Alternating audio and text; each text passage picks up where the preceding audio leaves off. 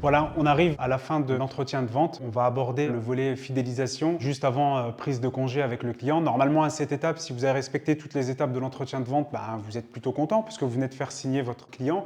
Le client, lui, très content de son entretien et satisfait avec vous parce qu'il a eu affaire à un coach à l'écoute, très professionnel dans sa démarche. Et puis, du coup, voilà, il est content de signer avec vous. Il vient de compléter toute la partie administrative. Et puis, c'est le moment aussi de passer à une autre étape tout aussi importante, c'est la fidélisation de votre client. Pourquoi la fidélisation? Parce que n'oubliez pas, le client, lorsqu'il a signé avec vous, il va rentrer chez lui, il va échanger. On le sait, il y a des phases de doute aussi. Donc, c'est très important qu'il reparte remobilisé et que vous soyez sûr de pouvoir l'avoir à la prochaine séance avec vous et qu'il soit présent et que vous ne recevez pas un message le soir qui vous dit qu'il a réfléchi et qu'il aimerait tout arrêter. Donc, lorsqu'on signe, c'est une étape très importante, mais c'est aussi le début d'une relation et pour vous, l'objectif, c'est de le fidéliser parce que plus vous allez le fidéliser, il va vous être fidèle et vous allez l'avoir avec vous. Il va aussi parler autour de lui. Il va être très content de sa rencontre et de votre accompagnement. Et puis, potentiellement, il va peut-être aussi être apporteur d'affaires pour vous parce qu'il va parler de vous. Il va également pouvoir vous apporter des clients. Je vous encourage aussi, si vous vous êtes créé une page Google, de pouvoir accompagner le client sur la complétude du questionnaire de satisfaction Google, de mettre un avis Google sur vous parce que ça, c'est très important. Aujourd'hui, on sait que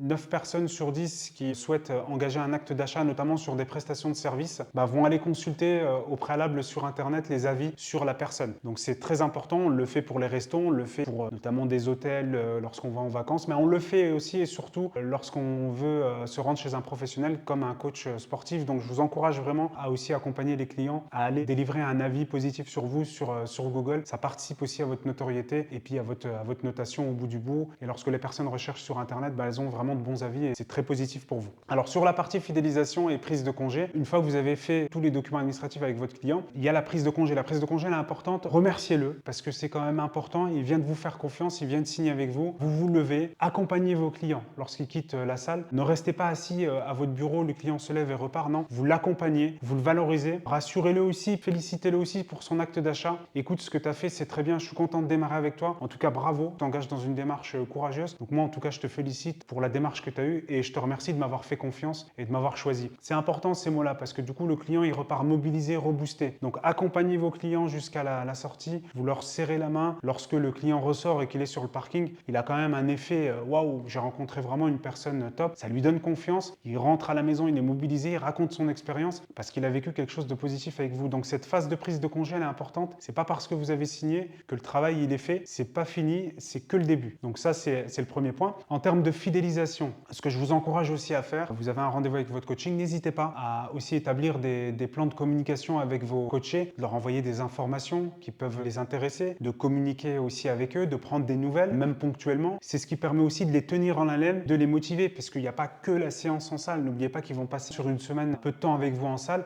Le reste du temps, ils ne sont pas forcément avec vous. Donc c'est aussi un moment pour vous de les fidéliser à travers des informations, voilà, soit des emailing, des informations. Enfin voilà, il faut trouver le moyen, notamment qui convient au client de pouvoir communiquer avec lui, mais de pouvoir toujours les maintenir en veille et de les fidéliser. Donc garder le lien avec ses clients, c'est très important. C'est ce qui permet de fidéliser. Et puis lors de l'entretien de vente, la prise de congé, elle est essentielle aussi. Et d'ailleurs que vous ayez fait ou malheureusement pas fait la vente, elle est importante. Je reviens aussi sur un point essentiel. Si vous n'avez pas fait nécessairement la vente de suite, c'est très important de garder le lien avec le client. Un client, il repart pas dans la nature. On lui dit pas, écoutez, cher client, vous me rappelez quand vous avez réfléchi. Non, c'est vous qui rappelez. Et quand je dis je rappelle un client, je lui demande quand et comment je le rappelle. Ça, c'est important parce que du coup, c'est factuel, c'est fixé. Et puis, si vous avez fait un travail, vous êtes investi, il faut rien lâcher. Et c'est à vous, voilà, de contacter le client. Et c'est pas le client qui revient vers vous parce que souvent, ils reviennent pas. Donc, il faut vraiment vous tenir à jour avec un calendrier et de pouvoir avoir des actions, voilà, où vous allez relancer vos clients, vous allez leur proposer des choses. Une autre chose aussi en termes de volet fidélisation en dehors de la communication, c'est de les fidéliser aussi à travers des nouveaux services que vous allez proposer qui peuvent potentiellement les intéresser. C'est important aussi de leur proposer et d'avoir des nouveaux services, de tester avec vos clients des nouveaux services parce que ça va aussi nourrir une certaine forme d'innovation et on sait que l'innovation ça fidélise pas parce que vous avez toujours un coup d'avance et puis pour eux vous les alimentez régulièrement avec des nouvelles techniques, des informations ou des techniques novatrices d'entraînement qui permet de les maintenir en veille et du coup de toujours pouvoir créer un lien de plus en plus fidélisant avec eux, de renouveler aussi les coachings et de pouvoir vous recommander auprès d'autres personnes qui peuvent avoir. Donc voilà sur la partie fidélisation. Donc n'oubliez pas vraiment garder le lien avec vos clients, c'est très important et soyez créatifs et sollicitez-les assez régulièrement pour garder le contact avec eux et puis pouvoir les fidéliser un maximum.